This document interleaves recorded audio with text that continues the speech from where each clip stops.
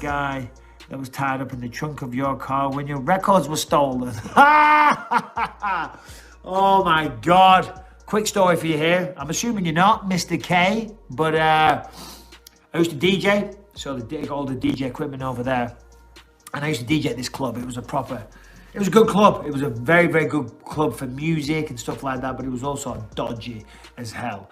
And a lot of gangsters and a lot of naughtiness and a lot of violent crime went on at this nightclub, let me tell you. Fuck me. The stuff I saw in that nightclub, it was crazy. I remember one night, I'm standing by the front desk, and then just people started stampeding, running out, trying to climb over one another. I'm like, what the hell's going on? And then eventually I looked around, there's a guy stood there with a balaclava on and a samurai sword, just walking through with a samurai sword like that. And everyone was like, holy shit. And he walked in, excuse me, he walked in through the fire exit and then hacked someone to bits on the dance floor.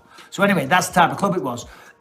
So story is, I did 2 DJ sets that night. It was an all night. I did one from like 2 till 3, and then I had the graveyard shift from like 5 till 6 a.m. And in between that, I go and hang out. When I got there at 5 a.m. to go do my set, or a little bit before that, my records had gone. Well, the record box was still there, but most of the records had been taken. And they were my babies back then. I really valued my record collection. So I was like, what the fuck? And nobody down there thought really I could handle myself. I kept myself to myself. There was a bunch of gangsters and wide boys, you know, they all thought they were the shit. But I kind of kept my mouth shut, to be honest.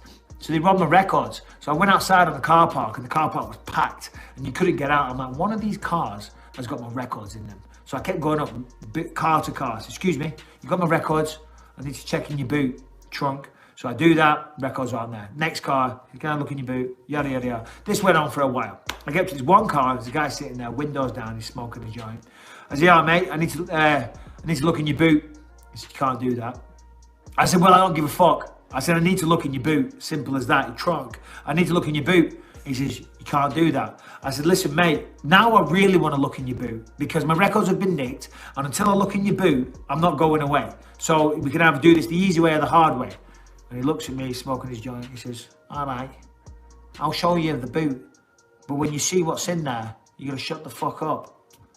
I'm like, all right, yeah, whatever, dickhead, just open the boot. So we walk to the back of the car, and he goes, the boot opens up, and there's a fucking guy in there, tied up. His ankles are tied up. His ankles and his wrists are tied together. He's got a gag. He's like, and he just goes, slams it down. He goes, I haven't got your fucking records. So, okay, swiftly moving on.